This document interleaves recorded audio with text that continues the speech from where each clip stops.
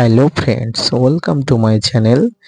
দেশ এবং দেশের বাইরে থেকে যারা আজকে আমার ভিডিওটি কন্টিনিউ করেছেন প্রত্যেককে gardener trips with Kamal YouTube চ্যানেলে স্বাগতম। ফ্রেন্ডস, আজকে আমি আলোচনা করব আম গাছের গুটি ঝরা বন্ধ করার জন্য একটি ম্যাজিকগত কৌশল। এখানে তিনটে ট্রিপস বলা হবে, যে তিনটি ট্রিপস আপনারা যদি অবলম্বন করেন আম গাছের গুটি ঝরা বন্ধ হয়ে যাবে চিরতরে। তো আপনারা দেখছেন আপনাদের প্রিয় YouTube channel gardener trips with Kamal. এই সময় আমরা যতটা ঠিক স্প্রে করি তার থেকে ভুল স্প্রে বেশি করি, আর তাই গুটিগুলো ঝরে যায়। এই সময় যে প্রশ্নটা সবার মনে ঘোরে সেটা হলো, আমের গুটি কেন ঝরে পড়ছে, গুটিগুলো কেন কালো হয়ে যাচ্ছে, গুটিগুলোর আকার কেন বিকৃত হচ্ছে। সবকিছু নিয়েই আজকের ভিডিওটি খুব সুন্দরভাবে আলোচনা করা হবে। এই সময় গুটির জন্য খুবই উপযুক্ত একটা সময় বা ভাইটাল একটা সময়। এই সময় ফাঙ্গাসের আক্রমণ বেশি হয়, অনুখাদ্যের অভাবজনিত কারণে গুটি ঝরে যায়, পোকামাকড়ের আক্রমণ হয়, আর তার সাথে প্রতিকূল আবহাওয়া তো থাকেই। এই সময় আম গাছের সমস্ত সমস্যা কাটিয়ে উঠতে প্রচুর পরিমাণ গুটি ধরার বিষয় নিয়ে আলোচনা করব। মূলত তিনটি কারণে আমের গুটি ঝরে যায়। এই কারণগুলো খুঁজে যদি তার প্রতিকার করতে পারেন তবে গুটি ঝরা চিরতরে বন্ধ হয়ে যাবে। প্রথমত, ফাঙ্গাস ও কীটপতঙ্গের আক্রমণজনিত। এই সময় বেশিরভাগ গুটি কালো হয়ে যায়, ঝরে পড়ে। বাতাসে আর্দ্রতার তারতম্যজনিত কারণে এই সময় ফাঙ্গাস লেগে যায়, মুকুলগুলি কালো হয়ে যায় এবং ঝরে পড়ে। তাই মুকুল আসার একদম শুরুতেই একবার ফাঙ্গিসাইড দিতে হয়। তারপর গুটি সেট হওয়ার পরেই ফাঙ্গিসাইড দিতে হয়। এই সময় সব থেকে ভালো যে ফাঙ্গিসাইডটি কাজ করে সেটি হচ্ছে অ্যামিস্টার টপ ফাঙ্গিসাইড। এটি একটি ব্রড স্পেকট্রাম ফাঙ্গিসাইড। বাজারে যত ফাঙ্গিসাইড আছে তার মধ্যে এটি সেরা একটি ফাঙ্গিসাইড। এটি ব্যবহার করবেন গাছের গুটি ধরার আগে এবং গুটি ধরার পরে। এই সময় 1 লিটার জলে 1 ml এই অ্যামিস্টার টপ ফাঙ্গিসাইড নিয়ে সকালে অথবা বিকালে যদি আপনারা স্প্রে করে দেন অত্যন্ত ভালো মানের কাজ হবে, এবং আপনার এই যে গুটিগুলো দেখছেন এই গুটিগুলোতে ফাঙ্গাসের আক্রমণ কোনোভাবেই হবেই না, এটি অন্তত গ্যারান্টি সহকারে বলা যায়। দ্বিতীয় যে বিষয়টি সব থেকে গুরুত্বপূর্ণ সেটি হচ্ছে, এই সময় মুকুলে ট্রিপস অর্থাৎ শোষক পোকার আক্রমণে মুকুল থেকে গুটিগুলো ক্ষতিগ্রস্ত হয়। তাছাড়া পাতা খাওয়া পোকার আক্রমণ ঘটে।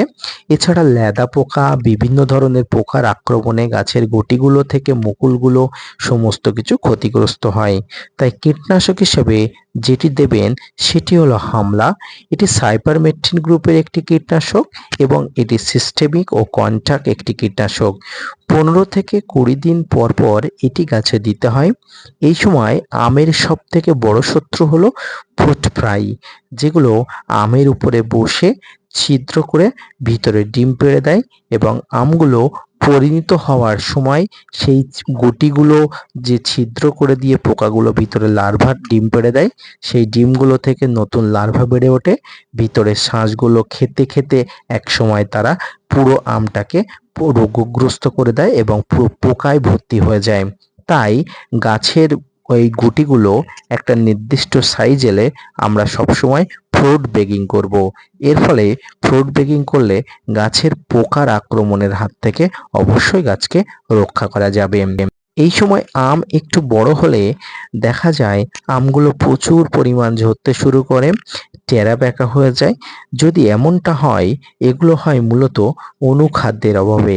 তাই সেক্ষেত্রে জিঙ্ক এবং বোরন এই সময় সব থেকে বেশি দরকার। এক্ষেত্রে বোরন 15 দিন পর পর 1 গ্রাম 1 লিটার জলে নিয়ে স্প্রে করতে হয় এবং জিঙ্ক গাছের আয়তন টবের পরিমাণ অনুসারে গাছের গোড়াতে দিতে হয়। অবশ্যই আপনারা যদি বোরন না দিতে পারেন, এছাড়াও বাজারে বিভিন্ন ধরনের অনুখাদ্য পাওয়া যায়, যার মধ্যে অ্যাগ্রোনোমিন গোল্ড, অ্যাগ্রোনোমিন ম্যাক্স, মোবোবিন, যে কোনো একটি আপনারা ব্যবহার করতে পারেন।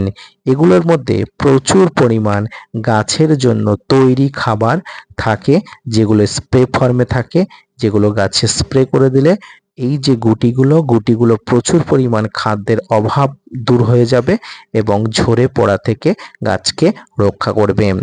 এছাড়াও এই সময় গাছের প্রধান খাবার যেমন নাইট্রোজেন, ফসফরাস, পটাশিয়াম প্রয়োজন। তাই এই সময় 7 থেকে 10 দিন অন্তর অন্তর ইকুয়াল রেশিওর কিছু এনপিকে যেমন 19-19-19, 20-20-20 বা 18-18-18 যে কোনো একটি আপনারা স্প্রে করতে পারবেন। ফ্রেন্ডস, প্রতিবারই স্প্রের মধ্যে 7 থেকে 10 দিনের একটা গ্যাপ অবশ্যই রাখবেন। এই সময় যতবার স্প্রে করবেন তার থেকে বেশি আপনারা ভুল স্প্রে করেন বা আমরা স্প্রে ভুল করে থাকি, যার কারণে এই গুটিগুলো সাফার করে এবং সেগুলো ঝরে পড়ে। এই ভুলটা যাতে কোনোভাবেই না হয় সেদিকে অত্যন্ত কড়াভাবে নজর রাখতে হবে। একটি সামান্য ভুলের কারণে আপনাদের সমস্ত গুটিগুলো ঝরে যেতে পারে, সমস্ত মুকুলগুলো পুড়ে কালো হয়ে যেতে পারে। তাই প্রতিবারই স্প্রে করার সময় প্রত্যেকটি রাসায়নিক পদার্থ ব্যবহারের আগে সতর্কীকরণ এবং ডোজ কেমন হবে বোতলের গায়ে অবশ্যই লেখা থাকে, সেগুলো পড়ে নেবেন। বা আপনাদের যদি কোনো বিষয়ে জানতে অসুবিধা হয় আমার কমেন্টস বক্সে অবশ্যই কমেন্টস করবেন, আমি যত দ্রুত সম্ভব আপনাদের উত্তর দিয়ে দেব। তো ফ্রেন্ডস, এইভাবে যদি আম গাছের ওই নতুন গুটিগুলো থেকে আম পরিপূর্ণ হওয়া পর্যন্ত পরিচর্যা করতে পারেন, আপনার মুকুল থেকে ধরা গুটিগুলো প্রচুর পরিমাণ গাছে ধরে যাবে এবং প্রচুর পরিমাণ আপনি এখান থেকে ফলন পাবেন।